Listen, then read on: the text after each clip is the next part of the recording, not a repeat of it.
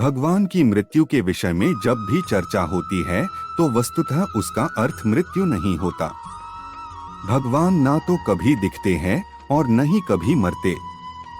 जब धर्म विलुप्त होता है तब उसकी रक्षा करने धरती पर अवतार लेते हैं।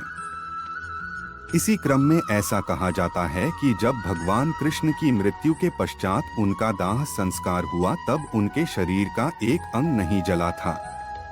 क्या भगवान के शरीर का दाह संस्कार हुआ? उनका कौन सा अंग नहीं जला और क्यों? भगवान कृष्ण की लीलाएं उनके बचपन से ही बहुत रोचक रही हैं। हर कोई उनके विषय में जानने के लिए उत्सुक रहता है। उनकी मनमोहक छवि, उनके द्वारा की गई लीलाएं, उनके प्रति सबका प्रेम अतुलनीय है। भगवद गीता के अनुसार भगवान कृष्ण की मर्जी के बिना एक पत्ता भी नहीं हिलता, अर्थात संसार में जो कुछ भी होता है वो केवल उनकी इच्छा से होता है। उनकी इच्छा के बिना कुछ भी संभव नहीं। वे ही परमपिता परमात्मा हैं। महाभारत का युद्ध भी उनकी इच्छा से ही हुआ, जिसके माध्यम से उन्होंने धर्म का महत्व बताया और उन्होंने स्वयं भी धर्म का ही पक्ष लिया।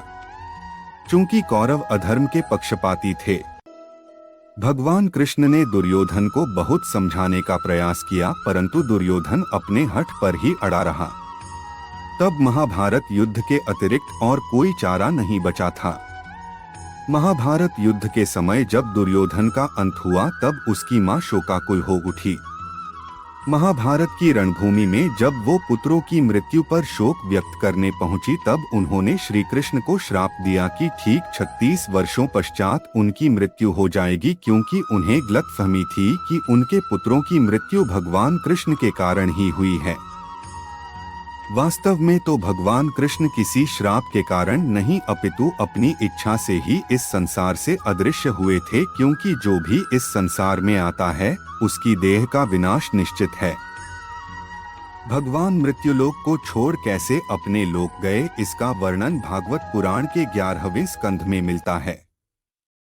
मित्रों, यह तो आप जानते ही हैं कि भागवत पुराण शुकदेव गोस्वामी जी के द्वारा राजा परीक्षित को सुनाई गई थी।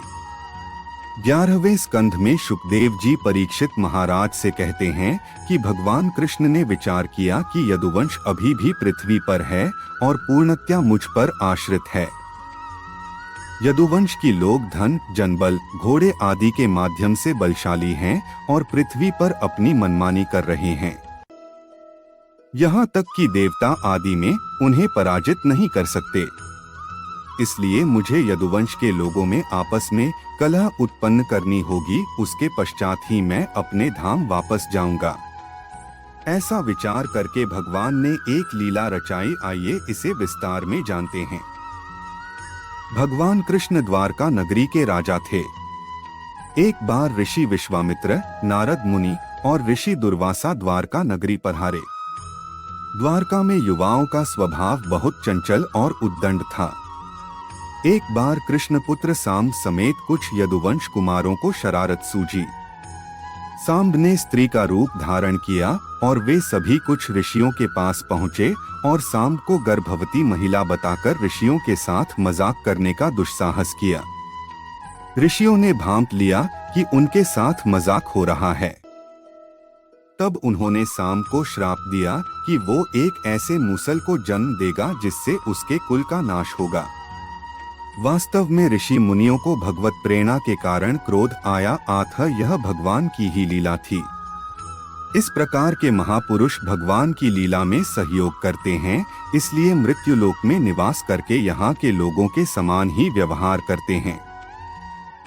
उनका वास्तविक व्यवहार ऐसा नहीं होता। वे सदैव ही भगवान की भक्ति में लीन रहते हैं।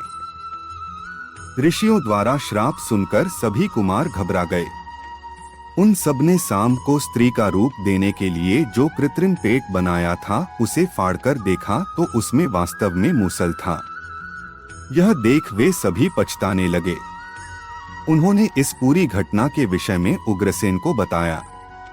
उग्रसेन मथुरा के राजा और कंस के पिता थे।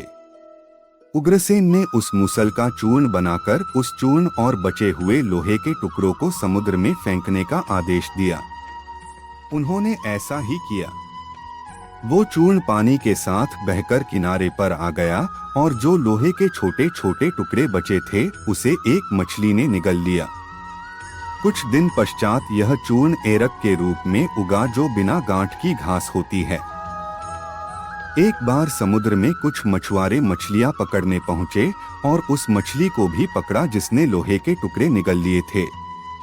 उस मछली के पेट से निकले लोहे के टुकड़े को एक बहेलिये ने अपने बाण की नोक पर लगा लिया। एक बार ब्रह्मा जी अपने पुत्रों और देवताओं के साथ द्वारका नगरी पधारे और भगवान से प्रार्थना की कि यदि अब वे चाहें तो अपने धाम पधार सकते हैं। तब श्री कृष्ण ने कहा कि मैं निश्चय कर चुका हूँ कि यदुवंशियों का नाश होते ही मैं परमधाम के लिए प्रस्थान करूँगा। तब सभी ने भगवान को प्रणाम किया और अपने धाम की ओर चले गए। उन सबके जाने के पश्चात द्वारका में कुछ दुर्भाग्यपूर्ण घटनाएं, उत्पात और अपशगुन होने लगे। यह देख भगवान ने बच्चों, स्त्रियों और वृद्धों को शंखधार क्षेत्र और अन्य सभी को प्रभास क्षेत्र में जाने का आदेश दिया जहां से सरस्वती नदी बहकर समुद्र में मिलती है। प्रभास क्षेत्र पहुंचकर सभी ने भगवान के आदेशानुसार पूजा अर्चना एवं भक्ति पूरी श्रद्धा से किए, परंतु वे मैरयक नामक मदिरा का पान करने लगे। इस मद का स्वाद तो मीठा होता है, परंतु यह बुद्धि भ्रष्ट करने वाला है। इसका सेवन करते ही सभी यदुवंशियों की बुद्धि भ्रष्ट होने लगी और सभी आपस में ही झगड़ने लगे। इस लड़ाई ने इतना भयंकर रूप ले लिया कि सभी यदुवंशी मृत्यु को प्राप्त हुए। इस प्रकार भगवान कृष्ण का उद्देश्य पूर्ण हुआ। इस घटना के पश्चात बलराम जी नदी के तट पर चिंतन में लीन हो गए और ध्यान में रहकर ही भौतिक शरीर को त्याग दिया। कुछ समय पश्चात ही भगवान कृष्ण एक पीपल के नीचे बैठे और सभी दिशाओं से अंधकार को नष्ट कर प्रकाशमान कर रहे थे। उस समय भगवान के बैठने की अवस्था कुछ ऐसी थी कि वे अपनी दाईं जांघ पर बायां चरण रखे हुए थे। उनके चरण कमलों की आभा रक्त के समान प्रतीत हो रही थी। एक बहेलिये ने भगवान के चरणों को दूर से देखा जो उसे हिरण के मुख के समान नजर आए। यह वही बहेलिया था जिसने मछली के पेट से निकले लोहे को अपने बाण में लगाया था।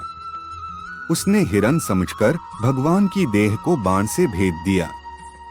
इसके पश्चात भगवान अपने शरीर समेत ही भगवत धाम के लिए प्रस्थान कर गए।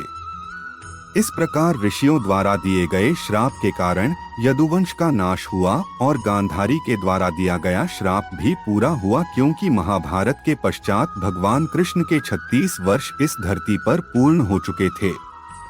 कई बार ऐसा कहा जाता है कि भगवान की देह का दाह संस्कार किया गया, परंतु वास्तव में ऐसा नहीं हुआ। उनकी देह दिव्य थी, न कि पंचतत्वों से निर्मित। अनेक मान्यताओं के अनुसार पांडवों द्वारा उनके शरीर का अंतिम संस्कार किया गया। जब उनकी पूरी देह जल गई परंतु दिल जलकर नष्ट नहीं हुआ और अंत तक जलता रहा, तब उनके दिल को जल में प्रवाहित किया गया। उनकी देह का यह हिस्सा राजा इंद्रियम को प्राप्त हुआ। राजा इंद्रियम भगवान जगन्नाथ के भक्त थे। उन्होंने यह हृदय भगवान जगन्नाथ की प्रतिमा में स्थापित कर दिया।